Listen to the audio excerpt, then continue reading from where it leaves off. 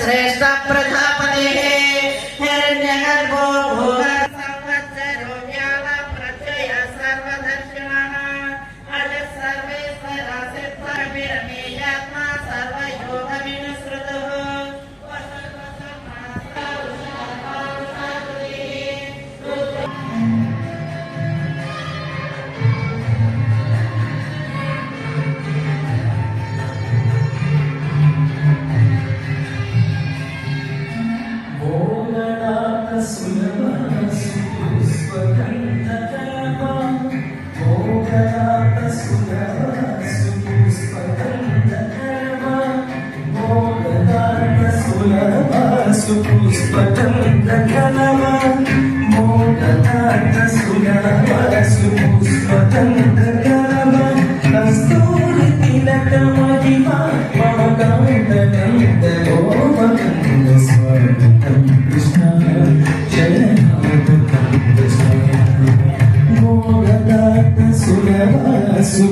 स्वागतं कृष्ण कृष्ण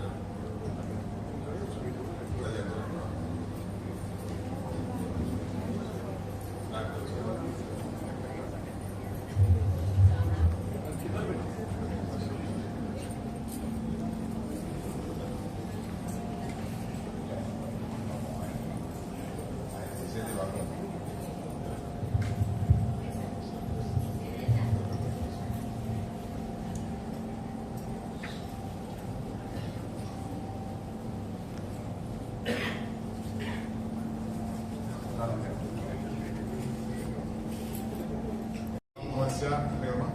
विजय कुमार नामधेयस्य धर्मपत्नी हर्षवल्ली समेतस्य सकुटुंबानां क्षेमसिद्ध्यर्थं विजय आयुरारोग्य ऐश्वर्याभिवृद्ध्यर्थं इष्टकाम्यार्थफलसिद्ध्यर्थं श्री मुरली कृष्ण भगवान प्रीत्यर्थं भगवान श्री कृष्ण परमात्मा आविर्भाव शुभ समये यावत् शक्ति ज्ञान वाहनादि षोडशोपचार पूजा महं करिष्ये।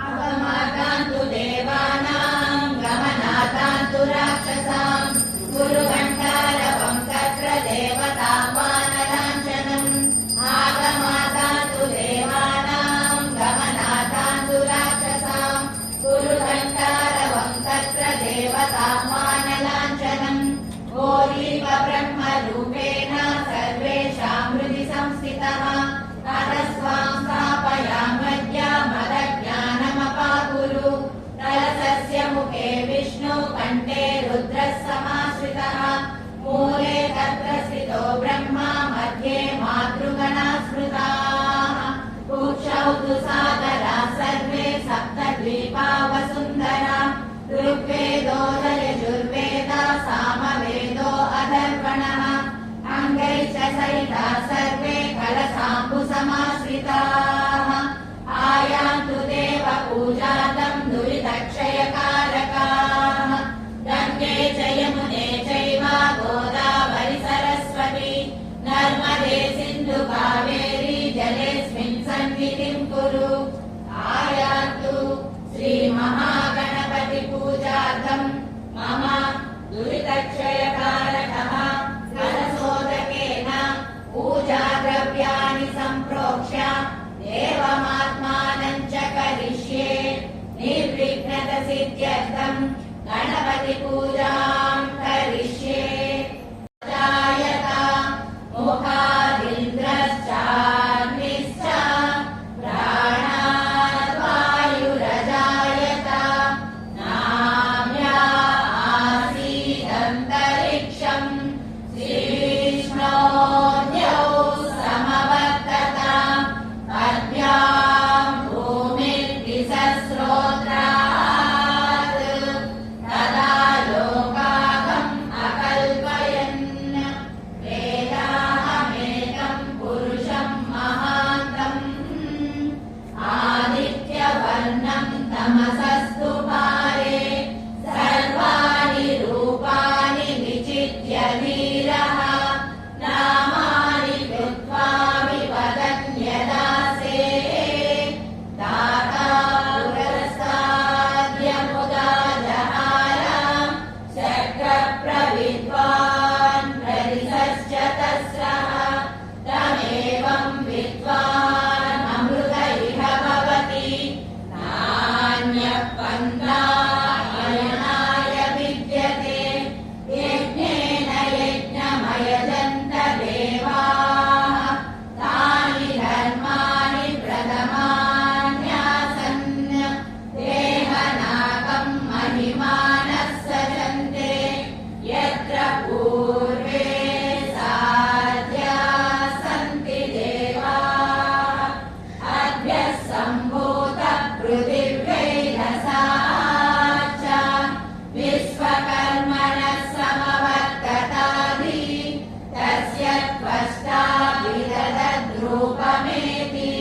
तत्पुरुषस्य विश्वमाजानमग्रे वेदाहमेतं पुरुषं महान्तम् आदित्यवर्णं तमसः परस्तात् तमे मङ्गलं सुमुखो देवा मङ्गलम् आकुवाहन मङ्गलं विघ्नराजाय मङ्गलं सन्तपूर्वज ॐ मङ्गलं सद्गुरुभ्योऽस्तु मङ्गलम् आत्मसर्वगुरुभ्योऽस्तु नित्यश्री नित्यमङ्गलम् ॐ मङ्गलं वेदवेद्याय मेघश्यामलमूर्तये पुंसां मोहनरूपाय पुण्यश्लोकाय मङ्गलम् ॐ मङ्गलं भगवान् विष्णो मङ्गलं मधुसूदन मङ्गलं पुण्डरीकाक्ष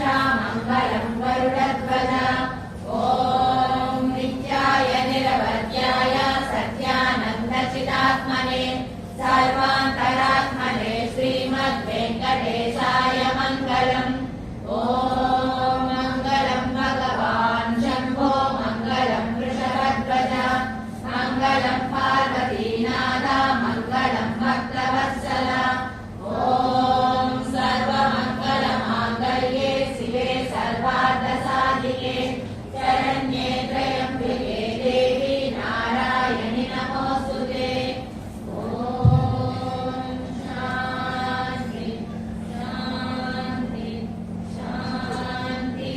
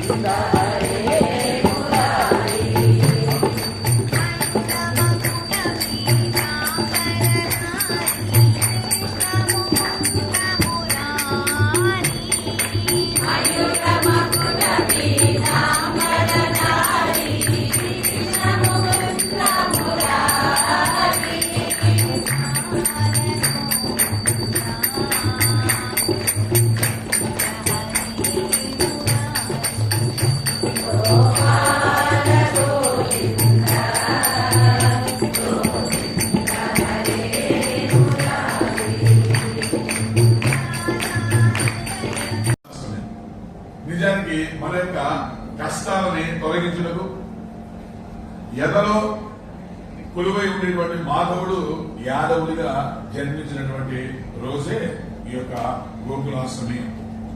సాధారణంగా అష్టమి నాడు అన్ని కష్టాలు అని ప్రతి ఒక్కరూ భావిస్తుంటారు. అష్టమి నాడు ఏ రకమైన శుభకార్యమో చేసుకోరు. అందువల్ల ఏ పని ప్రారంభించాలన్నా భయపడేటువంటి మానవారి యొక్క భుజాన్ని తట్టి కార్యోన్ముఖుల్ని చేయడం కోసమే అభయ ప్రదాత ఆరంభానికి అష్టమిని ఎంచుకున్నాడు శ్రీకృష్ణ పరమాత్మ. నిజానికి మీకు ఈరోజు ఒక సత్యం చెప్తున్నాను. ప్రపంచంలో మంచి రోజులు అనేటువంటివి ఉండనే ఉండవు. మంచి తిథులు అస్సలు లేవు. అలాగే దుర్ముహూర్తాలు ఉండవు. యమగండాలు లేనే లేవు. నువ్వు సృష్టించుకుంటే మేమేం చేద్దాం. కానీ ప్రపంచంలో ఇలాంటివన్నీ లేవు. ఇవన్నీ కేవలం మూఢత్వం. ఈ మూఢత్వానికి మనం బానిసలమై అనేక రకాల సమస్యల్ని మనమే కొని తీసుకుంటున్నాం. ఎందుకంటే అష్టమి రోజు జన్మించినటువంటి శ్రీకృష్ణ పరమాత్మ తన జీవితంలో ఎప్పుడు కంట నీరు పెట్టి ఎరుగడు. నా జీవితంలో 66 సంవత్సరాలుగా ప్రతి కార్యము నేను అష్టమి రోజే చేస్తాను. ఈ రోజు వరకు నాకు కన్నీరు లేదు. ఆ పరమాత్మ నాకు అలా అనుగ్రహించాను. నా పెళ్లి కూడా నేను అష్టమిలో చేసుకున్నాను. ఏ కార్యం నేను అష్టమిలో లేదు. ఎందువల్ల భగవంతుడు జన్మించినటువంటి ఆ రోజే మనకు చెడు రోజు ఏంటంటే ఇక మనకు మంచి రోజు ఏంటయ్యా. నీవు రాముడు పుట్టినటువంటి నవమి నీ పనికిరాదు, కృష్ణుడు పుట్టిన అష్టమి నీ పనికిరాదు. నీకేం పనికి వస్తుంది? నిజానికి నీకు మంచి రోజు ఏమిటంటే నీవు మంచి పని ఎప్పుడైతే చేస్తావో అది నీకు మంచి రోజు. నీవు ఎప్పుడైతే చెడు చేస్తావో అది నీకు చెడు రోజు. ఒక పెద్ద జ్యోతిష్కుడు నాకు అంటే గురువు గారు మీరు అన్ని బాగా చెప్తారు కానీ ఇది మాత్రం అన్యాయం. ఏం అన్యాయం? దేనికి మీరు చెప్తారు? నేను జ్యోతిష్యాన్ని నమ్ముతా. మీరు నాకు ఒక విషయం హామీ ఇస్తారని అడిగాను. ఏమో చెప్పండి గురువు గారు అన్నారు. నేను స్టేట్ బ్యాంక్ ఆఫ్ ఇండియాకి వెళ్ళి నేను కన్నా వేసి డబ్బు తీసుకోవాలనుకుంటున్నాను. ఒక ముహూర్తం పెట్టి నేను కానీ ఎవరికి దొరకకుండా ఆ డబ్బు ఎవరు తీసుకొని వచ్చానంటే నేను నమ్ముతాను. అదే సార్ ఇలాంటి ఎవరైనా పెడతాను. ఎందుకు పెట్టవు? నాకు డబ్బులు కావాలా? డబ్బులు కావాలి కదా దేవుడు దేవుడు అంటున్నాం. అయితే నీ జ్యోతిష్యం కూడా నమ్ముతున్నా. పెట్టగలరా? ఎవరైనా పెట్టగలి ప్రపంచంలో? ఇవన్నీ కూడా మనం ఏంటంటే ఒకటే మీకు చెప్తున్నాను. నేను వీటికంటే అగ్నిస్తాను కాదు. ఇంకోటి చాలా మంది చెప్తాను వేదంలో ఇది భాగం. ఎవరు చెప్పారండి వేదంలో? ఎవరు చెప్పారు వేదంలో భాగం అని? వేదాంగాలు 6 ఉన్నాయి. ఆ వేదాంగాలలో ఒకటి జ్యోతిషం. అంటే వేదాంగాల్లో శిక్ష, కర్మ, నిరుక్త, జ్యోతిష, వ్యాకరణం, ఛందస్సు అనేటువంటి 6 వేదాంగాలు. అవి ఆ తర్వాత రాయబడినటువంటివి, వేదంలోటి కాదు. ఒకవేళ వేదంలో ఉందనుకోండి, ఏ వేదంలో ఉంటే ఏమి అది ఎప్పుడైతే అవుట్ డేటెడో అది మనకు అసంబద్ధమో అది మనకు అక్కడికి రావడం లేదో తీసేస్తాం. ఎందుకంటే మనకు వేదంలో కూడా చెప్పారు సతీ సాగమనం అని అన్నారు. దానితో మనం పాటిస్తున్నామా చెప్పండి? వాళ్ళు ఒప్పుకుంటారా? మనతో పాటు నమ్మంటే వాళ్ళు వస్తారా? మాన్న తోసేస్తారు. నా రోజు బతుకుతో తోసేస్తారు. కాబట్టి ఈ పరిస్థితి మారేది. ఆ రోజు ఎప్పుడు అది జరిగింది. కానీ పరిస్థితులకు అనుగుణంగా ధర్మానికి అనుగుణంగా మనిషి జీవిస్తూ వస్తూ ఉండాలి. కనుక మంచి రోజులు అనేటువంటివి లేవు. ఎప్పుడు కూడా ప్రతి మనిషి మంచి ఆలోచన చేయాలి. నీవు ఎప్పుడైతే మంచి ఆలోచన చేస్తావో నువ్వు మంచి కర్మ ఆచరిస్తావు. నీవు మంచి కర్మ ఎప్పుడైతే ఆచరించావో నీకు మంచి ఫలితం వస్తాయి. కాబట్టి నీవు చేసేటువంటి కర్మల వల్ల నీకు ఫలితాలు వస్తాయి. కానీ నీవు మంచి రోజు ఒకటి ఎన్నుకొని, ఎందుకంటే నీకు మంచి రోజు మన రోజు రోజుగా ఉంటాయి. అసలు మనం ఏవైతే మంచి రోజులు అంటున్నామో అమెరికాలో అసలు అవి పట్టించుకోరు వాడు. అయితే వాళ్ళ బ్రతకడం లేదా, వాళ్ళు హాయిగా జీవించడం లేదా మనకేనా? అంటే వీటి వల్ల ఏం చెప్తానంటే ఇప్పుడు ఏదో ఒక జ్యోతిషాలు పెడతారు. మీకు చెప్తాడు ఈ సంవత్సరం మీకు బ్రహ్మాండం, మీరు పట్టిదల బంగారం అని అనుకోండి. ఎవడు ఇబ్బంది వస్తుంది బంగారం. ఈ సంవత్సరం మీకు చాలా కష్టం, మీరు చాలా నష్టాలు ఎదుర్కొంటారు అని అనుకోండి. వాడికి పని ఏడుస్తా కూర్చుంటాడు. కనుక భవిష్యత్ అనేటువంటిది ఎప్పుడు కూడా నీ చేతిలోకి తెచ్చుకోవాలి. ఇది ఒకటి గుర్తుపెట్టుకోండి. భవిష్యత్ అనేది మన చేతిలో ఉండాలి. నీవు శ్రమ పడితే, నీవు చక్కగా ధర్మంగా నువ్వు నడక సాగిస్తే ఖచ్చితంగా నీకు మంచి ఫలితాలు వస్తాయి. నువ్వు కష్టపడకుండా నేను దేవుడు నమ్ముతాను, లేకపోతే దాన్ని నమ్ముతాను, దీన్ని నమ్ముతానంటే ఏమి జరగదు. ఇది నిరూపించడానికి శ్రీకృష్ణ పరమాత్మ అష్టమి రోజు ఆయన జన్మించాడు. ఎంతో మందిని ఆయన ఉద్ధరించాడు. కేవలం మన భారతదేశం సంబంధించిన కాదు, భగవద్గీత యావత్ ప్రపంచానికి సంబంధించినటువంటి అద్భుతమైనటువంటి గీత మనకు అందించారు. మీకు ఒకటి చెప్తున్నా, అనేది భాగవతం అంటే ఏ రకమైన కోరిక లేకుండా నీవు భగవంతునిగా నమస్కరిస్తే అది భక్తి. కాబట్టి ఎప్పుడైనా మనం ఏ కోరిక లేకుండా నమస్కరించామా భగవంతుడికి? మనం దేవాలయానికి వెళ్తాం, దేవాలయానికి వెళ్తే భగవంతుడికి భయం, ఏమడుగుతామో ఏమో అని గడిగడి అనిపోతుంటాడు భగవంతుడికి మనం చూస్తే. ఎప్పుడైనా నేరుగా దేవాలయానికి వెళ్ళి నమస్కరించి ఆయన వచ్చిన సందర్భం ఏమైనా అవుతారు? అసలు దేవాలయానికి వెళ్ళేదే ఒక కోరిక మూడు తరగతి తీసుకుంటాం కదా. మీ అమ్మాయికి పెళ్లి కావాలా, వచ్చేటువంటి అల్లుడు ఫారెన్ రిటైర్డ్ అయి ఒక పైసలు కూడా కట్టడం అడగకూడదు. మా అబ్బాయికి పెళ్లి కావాలా, వచ్చే అమ్మాయి 10 కోట్లు తేవాలి, 2 ఆయన చేయాలి వెంకటేశ్వర. సో ఈ విధంగా మనం భగవంతుని మనం అభివృద్ధితో ఉంటే ఆయనకి తలనొప్పి కాకుండా నిలిచి ఎలా ఆనందపడతాడు? భక్తుని గారిని చూస్తే భగవంతుడు పొంగిపోవాలి, ఆనందంతో నిన్ను వచ్చి కౌగులించుకోవాలి. అది మన భక్తి. ఆయన ఆకర్షించాలి, ఆయన చేత ఆకర్షించబడ్డం కాదు. కుచేరుడు శ్రీకృష్ణ దగ్గరికి వెళ్ళాడు. కుచేరుడు ఆయన పేరు కాదు, ఆయన పేరు సుధాముడు. కుచేరుడు చేరం అంటే వస్త్రం, కుచేరము తిరిగిన వస్త్రం.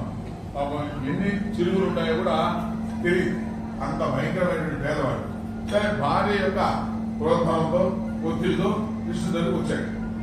వచ్చిన తర్వాత శ్రీకృష్ణ పరమాత్మ ఏ స్నేహితుడు ఎవరికి చేయనంటే అద్భుతమైనటువంటి సఫలిలాంటి చేశాడు. చేసిన తర్వాత 3 రోజులు ఉన్నాడు కృష్ణుడి దగ్గర. కానీ ఆ 3 రోజులు ఎక్కడ కూడా ఆయన ఎందుకు వచ్చాడో మర్చిపోయాడు. కృష్ణుడు ఏమి అడగా వెళ్తూ కృష్ణుడు అడిగాడు, కూర్చారా నువ్వు దేనికి వచ్చావు నా దగ్గరికి? ఇంతకాలం రాలా, ఎప్పుడో చిన్నప్పుడు చదువుకున్నావు, ఇంతకాలం నువ్వు వచ్చావు, ఏమైనా నీ కష్టాలు ఏమన్నాయా, నీకేమైనా కావాలా అని అడిగితే లేదని చెప్పాడు.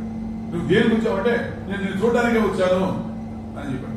అప్పటికి కృష్ణుడు అన్నాడు, నీకు ఏమైనా బలం కావాలంటే కోరు, నేను రాజుని, నీకు ఏదైనా ఇస్తాను, నువ్వు కోరుకో అని కుచేరుడు చెప్తే కుచేరుడు అన్నాడు, కన్నులుండిన ఫలమేదో నేను నాకు కలిగెను, కన్నులుండిన ఫలమేదో నేను నాకు కలిగెను, కన్నయ్యను కాచగలిగే భాగ్యము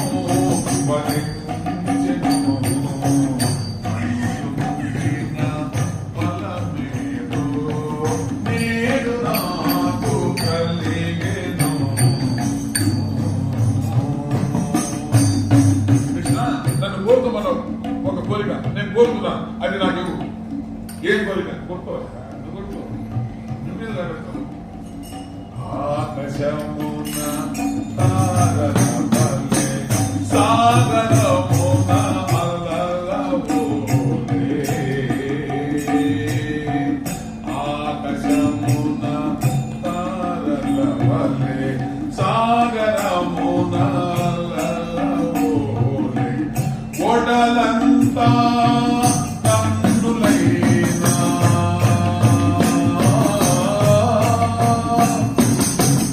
ఓడలంతా కన్నులైనా అది మోక్షం. ఎవరైనా ఎప్పుడైనా మనం భగవంతుని అడిగితేనేమో, నాయన చూసారు నీకేం వరం కావాలి అంటే, తండ్రి నాకు ఆ బ్రహ్మదేవుడు 2 కళ్ళించి తప్పు చేశాడు, ఎందుకంటే ఇంత అద్భుతమైనటువంటి ఈ అందమైనటువంటి మూర్తిని చూసేటువంటి అవకాశం నాకు ఈ 2 కళ్ళు సరిపోవడం లేదు, నువ్వు నాకు వరమిస్తాను, నాకు ఇవ్వు. ఏ వరము అంటే, ఆకాశంలో ఎన్ని నక్షత్రాలు ఉన్నాయో అలాగే ఈ సముద్రంలో ఎన్ని అలలు వస్తాయో, ఈ గొడవంతా కూడా, ఈ శరీరం అంతా నాకు కాళ్ళు చేతులు ముక్కు నోరు ఇవన్నీ నాకేమొద్దు, మొత్తం కళ్ళే కావాలి. కాబట్టి నా శరీరం అంతా కూడా కళ్ళైపోతే నేను తగిలితేరా నీ రూపాన్ని చూసుకుంటాను. ఇది భక్తి. ఇది అడిగినప్పుడు కృష్ణ పరమాత్మ ఎప్పుడు ఉండగలదా చెప్పండి ఒకసారి. ఎప్పుడైతే భగవంతుని అడిగామో మనం, ఇది ఎప్పుడైతే అన్నాడో కృష్ణుడికి అప్పుడు పడ్డాయి కళ్ళు. ఏ రోజు కళ్ళ నేను పడినటువంటి కృష్ణ పరమాత్మ తన స్నేహితుడు అడిగినటువంటి ఈ కోరికకి 2 కన్నీళ్లు కూడా రాలుస్తూ శిక్షను పిలిచి ఆయన కూర్చోని బిడ్డు అంటూ ఆయనకు ఒక శాలువ కప్పి బొట్టు పెట్టాడు. అందుకని మన హైందవ మతంలో బొట్టు పెట్టుకోవడం కేవలం అది స్త్రీలకు మాత్రమే కాదు, ముఖ్యంగా పురుషులకు కూడా. లేకపోతే ఇది మైదానం లాగా ఉంటుంది, ఫుట్బాల్ మైదానం లాగా ఉంటుంది. మధ్యలో ఒక చిన్న బొట్టు పెట్టండి, ఎంత అందంగా కనిపిస్తాం. అంతే కదా, ఈ తనలో ఉండేటువంటి ఆలోచనలన్నీ కూడా అక్కడ కాన్సన్ట్రేట్ అవుతాయి. కానీ వాళ్ళ దిష్టికి ఇష్టం ఏమనుకోండి కొన్ని ఉన్నాయనుకుంటే దీనివల్ల అవన్నీ కూడా అరికట్ట పడతాయి. కుచేరునికి బొట్టు పెడుతూ శ్రీకృష్ణ పరమాత్మ అలా పెట్టబోయేటట్టు చూశాడు. చూస్తే ఆయనకి శ్రీక్షయ అనే ఆ బ్రహ్మదేవుడు రాస్తున్నాడు. బ్రహ్మదేవుడు రాస్తారంటారు కదా, శ్రీక్షయ అనేవి సంపద నశించుకోగా అని చూశాడు. చూసి బొట్టు పెట్టి దాన్ని ఇలా తిప్పాడు కృష్ణ పరమాత్మ. శ్రీక్షయ తిప్పాడు, యక్షశ్రీ అయింది. చూడండి అదే పదం. శ్రీక్షయ అంటే సంపద నశించాలి, యక్షశ్రీ సర్వ సంపదతో నువ్వు కొనుక్కోవాలి అని దాన్ని తిప్పించి రాస్తే కుచేరుడు ఇంటికి వెళ్ళే లోపలికి అష్టైశ్వర్యాలు ఆయన కొనుగోలుతూ అడిగాడా కుచేరుడు? అడగలేదు కాబట్టే అంతటి భాగ్యాన్ని భగవంతుడు ప్రసాదించాడు. ఎందుకంటే మనకు ఏం అడగాలో కూడా తెలియదు, నేర్చుకోండి. దేవుడి దగ్గర పోయి లిస్ట్ పెట్టా కాదు, భగవంతుడికి అప్పచెప్పామనుకోండి, తండ్రి నాకు ఏది అవసరమో ఎప్పుడు అవసరమో అది నాకు ఇవ్వాలి, ఖచ్చితంగా టైంకి ఇస్తాడు. మనం అడిగామనుకోండి, ఇప్పుడు రాక్షసులు అందరూ నేను చచ్చిపోకుండా ఉండాలని అడిగారు. ఎవడైనా బతికాడా? అందరూ చచ్చిపోతున్నారు. ఎందుకంటే మనకు తెలియదు, ఏం అడగాలో తెలియదు కనుక దాన్ని భగవంతుని యొక్క పాదాల ముందు పెట్టాలి. కాబట్టి కృష్ణాష్టమి అన్నప్పుడు నీవు కృష్ణ పరమాత్మ దగ్గరికి వెళ్ళి నీవు మనసారా ఆయనకి నమస్కరించి ఊరికే తిరిగి రాగలిగామంటే అది భక్తి. త్రికరణ శుద్ధిగా ఉంటాను అని చెప్పడం కోసం ప్రదక్షిణ. అంటే ఏదైతే నేను ఆలోచిస్తున్నాను దానిపైకి చెప్తాను, ఏదైతే పైకి చెప్తానో దాన్ని నేను ఆచరిస్తాను. అందుకని 3 ప్రజలకు తిరగడం అంటే 108 సార్లు తిరుగుతాను, 2 సార్లు తిరుగుతాను, నువ్వు తిరగడం చెప్పడం. కాబట్టి ఎక్కడ ఎప్పుడు ఏది చెయ్యాలో ఏది వర్క్ అది మనకు అర్థం కావడం లేదు. కాబట్టి మనం ఈ కష్టాన్ని దుఃఖాన్ని తీసుకున్నాం. కాబట్టి ఆలయాలు తిరిగి మన సాధించింది ఏమీ ఉండదు. భగవంతుడు ఏం చూస్తాడు? నువ్వు నల్లగా ఉన్నావా, నువ్వు తెల్లగా ఉన్నావా, లేదా నువ్వు బావుగా ఉన్నావా, నువ్వు సన్నగా ఉన్నావా, నీకు డబ్బు ఉందా, నీకు చదువు ఉందా, ఇవన్నీ పరమాత్మ చూస్తారా? ఏ రంగుతో ఆయన సంబంధం లేదు. కేవలం ఆయన చూసేది మనస్సు మాత్రమే. అందుకే ఆయన నల్లగా పుట్టాడు. అది ఆయన జనాలు ఎదగా తెల్లగా ఉంటే తెల్లగా కోడి పుచ్చి తీస్తే అది కూడా తెల్లగా ఉంటుంది. ఎలా తీస్తే అదిగా నువ్వు నల్లగా ఉన్నావా తెల్లగా ఉన్నావా కాదు, నీ మనసు ఎలా ఉంది ఇది ప్రధానం. కాబట్టి శ్రీకృష్ణ పరమాత్మ నల్లగా ఉంటాడు, కానీ వేల మంది గోపికలు ఆయన చుట్టూ తిరుగుతూనే ఉన్నారు. ఎందువల్ల? కాబట్టి సౌందర్యం అనేది చర్మానికి సంబంధించింది కాదు, ఆంతర్యానికి సంబంధించింది. కానీ ఒక మనిషి మంచి భావాలతో ధర్మంగా న్యాయంగా జీవిస్తుంటే వాటి చుట్టూ అందరూ తిరుగుతుంటారు, వాడు అందరూ మెచ్చుకుంటూ ఉంటారు. కనుక చర్మ సౌందర్యానికి కాకుండా యథ సౌందర్యం దానికి ఎవరైతే ప్రాధాన్యత ఇస్తారో, అందువల్ల నల్ల రంగు మనసుకు మాత్రం అంటకూడదు. మనిషికి అలగొట్టి ఏమి బాగలేదు, కానీ మనసుకు మాత్రం నల్లగా అది మనసు మలినపడడానికి వీలు లేదు. ఎప్పుడు తెల్లగా స్వచ్ఛంగా నిర్మలంగా పవిత్రంగా మన మనసు ఉండేటట్టు మనం చూసుకోవాలి. అప్పుడే నీకు సుఖం, నీకు శాంతి.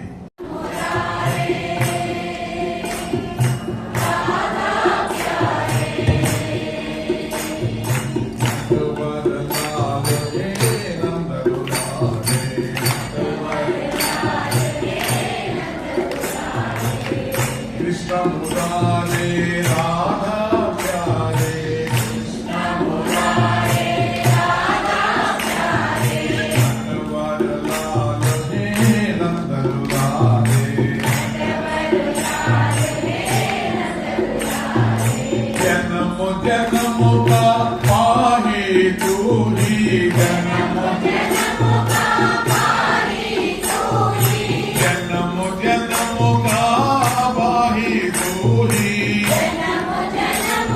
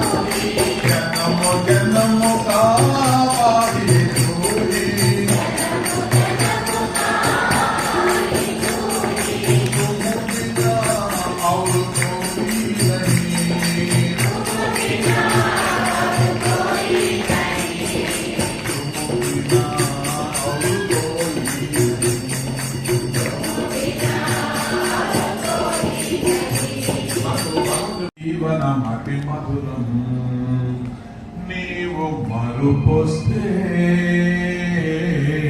అంతా తిమిరమయం మనసులో నీవుంటే జీవనమతి మధురం నీవు మరుపొస్తే అంతా తిమిరమయం ఉంటే గోపాల పలుకే నవమోహనం భగవంతుడు గారి మన కళలో ఉంటే నువ్వు ఏ మాట మాట్లాడినా మంచిగా మాట్లాడు నువ్వు భగవంతుడు ఎప్పుడైనా మరిపోతావు అప్పుడు మాట్లాడాలి కానీ భగవంతుడు గుర్తుకొస్తున్నాడు ఎవరితో మనం దుర్మార్గమైన మాటలు మాట్లాడావు మంచిగా ఉంటావు నువ్వు మంచిగా మాటలు ఎప్పుడైనా మాట్లాడుతున్నావో అందరూ నేను ప్రేమిస్తున్నారు ఉంటే పలుకే నవమోహనము నీవి గాని పలుకులు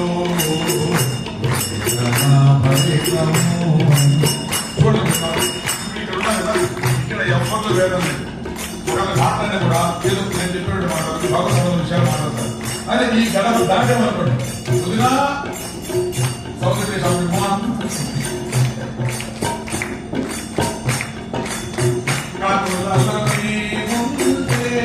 కృష్ణ సర్వము నువ్వు ఏది చూసినా కూడా అన్ని మంచిగా నేర్పుతాడు కృష్ణ సర్వము వసంతము నీవు మరుగైతే అంతఃప్రాంతిమయం మనసులో జీవనమతి మధురం నీవు మరుపోతే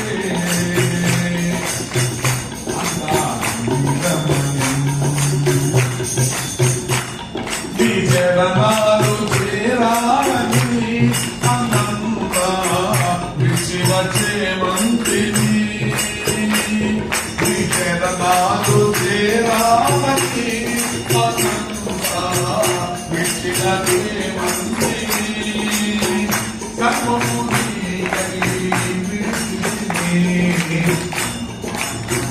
విడువను సర్వము విడిచి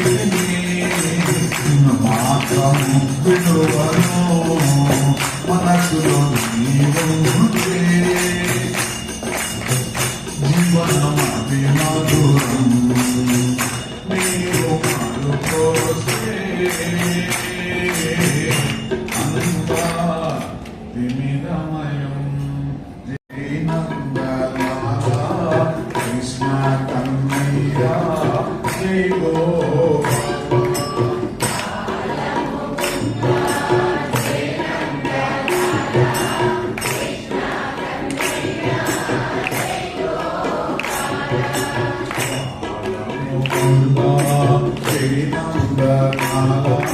కృష్ణ కన్నయ్య జై గోపాల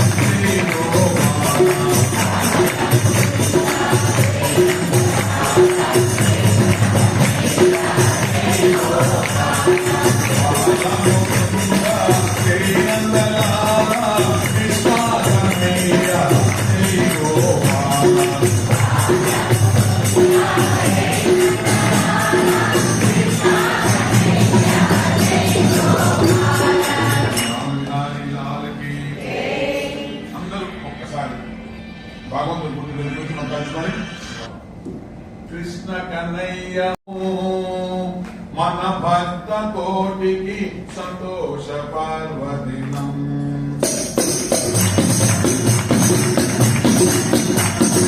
కృష్ణకమయ్యా పుట్టిన ఈ దినం మన భక్త కోటికి సంతోష పర్వదినం. Happy birthday to Krishnayya, happy birthday to కృష్ణయ్యా.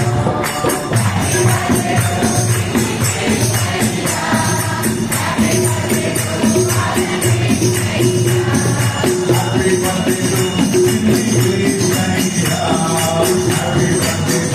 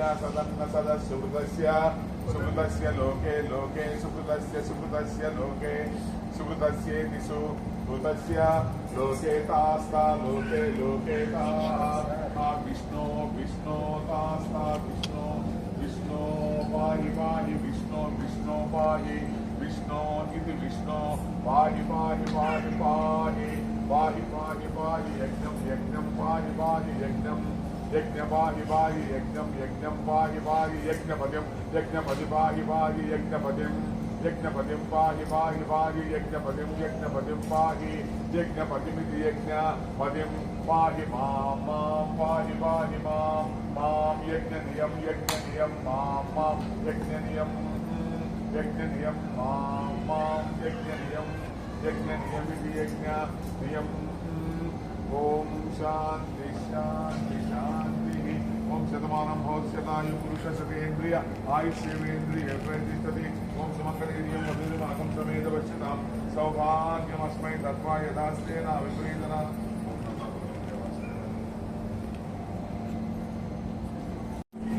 Ready, sir?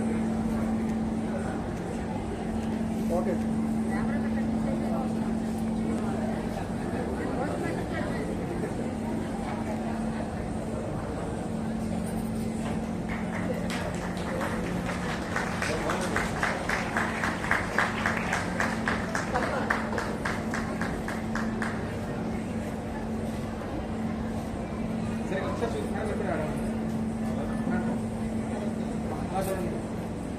Ready, ready, okay, sir. Thank you.